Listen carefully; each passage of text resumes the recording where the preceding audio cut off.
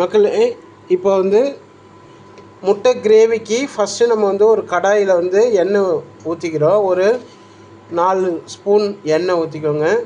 ஊற்றிட்டு ஃபஸ்ட்டு நம்ம என்ன பண்ணுறோம் அப்படின்னு கேட்டிங்கன்னா, ஆல்ரெடி வந்து நம்ம ஆனியன், டொமேட்டோ, பூண்டு இதெல்லாம் வந்து நம்ம ஆல்ரெடி சாப் பண்ணி வச்சுருக்கோம். இப்போ சாப் பண்ண இந்த ஆனியன், டொமேட்டோ, பூண்டை வந்து இப்போ நம்ம வந்து ஆட் பண்ணிக்கலாம்.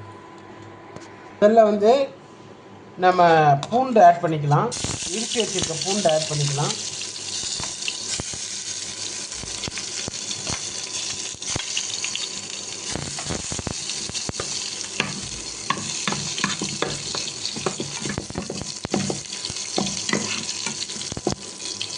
பூண்டு ஆட் பண்ணிவிட்டு வெங்காயம் ஆட் பண்ணிக்கலாம்.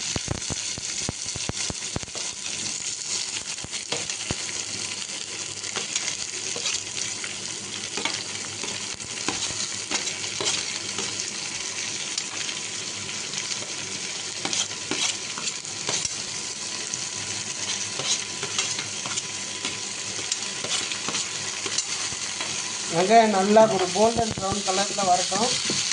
அது வரைக்கும் கொஞ்சம் ஒரு 2 மினிட்ஸ் பாயில் பண்ணலாம் மக்களே. இப்போ பாருங்கள், கோல்டன் ப்ரௌன் கலரில் இப்போ வெங்காயம் வந்துடுச்சு.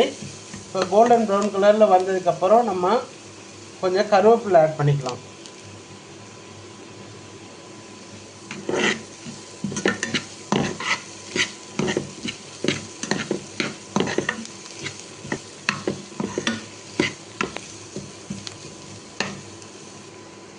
மக்களே, இப்போ வந்து ஒரு 1/2 டீஸ்பூன் வந்து மஞ்சள் தூள் ஆட் பண்ணுறேன். கலந்து விட்டுக்கலாம்.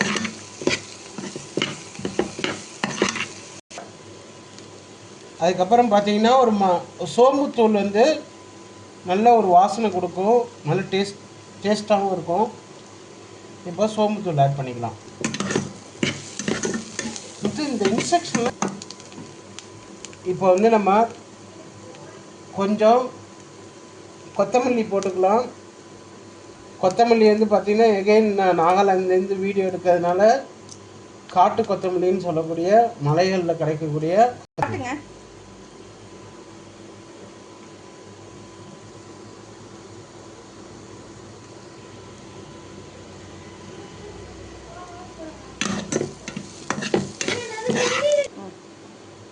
இப்போ வந்து ஒரு பெரிய தக்காளி வந்து ஒரு 2 தக்காளி நம்ம கட் பண்ணி வச்சுருக்கோம்.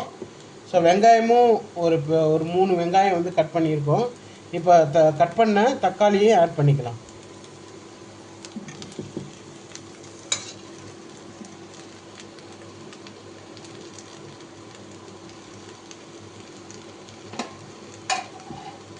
தக்காளி ஆட் பண்ணியாச்சு. பார்த்துக்கோங்க, ஆட் பண்ண தக்காளியை நல்லா கிளறி விட்டுக்கலாம்.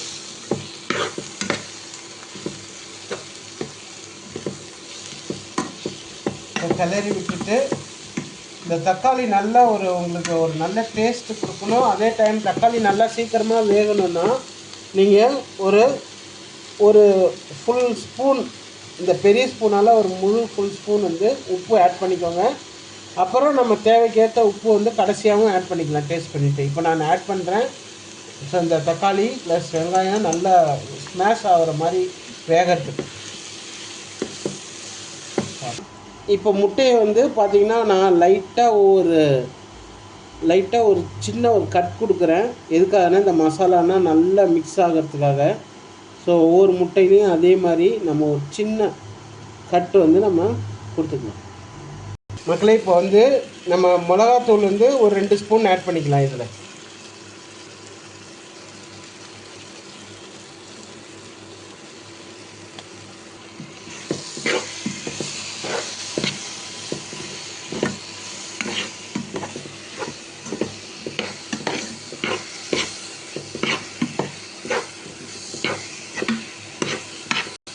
மக்களே, இப்போ வந்து நல்லா நம்ம கிளறி விட்டுட்டோம். இப்போ வந்து நல்லா நம்ம கிரேவி பதத்துக்கு வரதுக்கு கொஞ்சம் தண்ணி ஆட் பண்ணுவோம். 1 டம்ளர் தண்ணி ஆட் பண்ணியிருக்கேன். ஆட் பண்ணிவிட்டு நம்ம நல்லா மிக்ஸ் பண்ணி விட்டுக்கலாம்.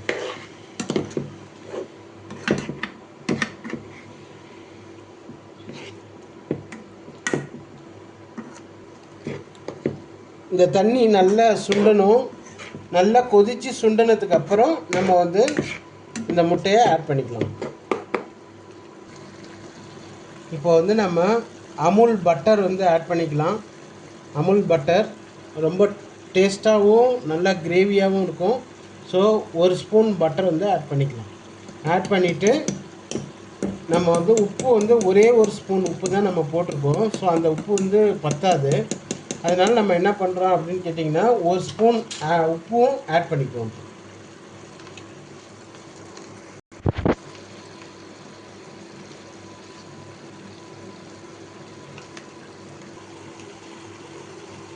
இந்த கூடுதல் சுவைக்காக நம்ம வந்து சக்தி மட்டன் மசாலா கொஞ்சம் ஆட் பண்ணிக்குவோம்.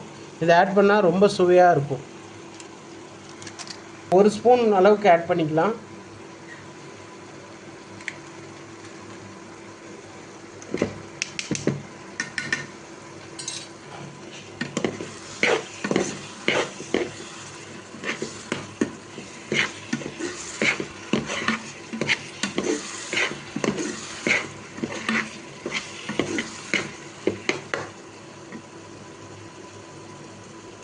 ஸ்டேஜில் நம்ம கீனி வச்சுருக்கக்கூடிய முட்டையை ஆட் பண்ணிக்கலாம்.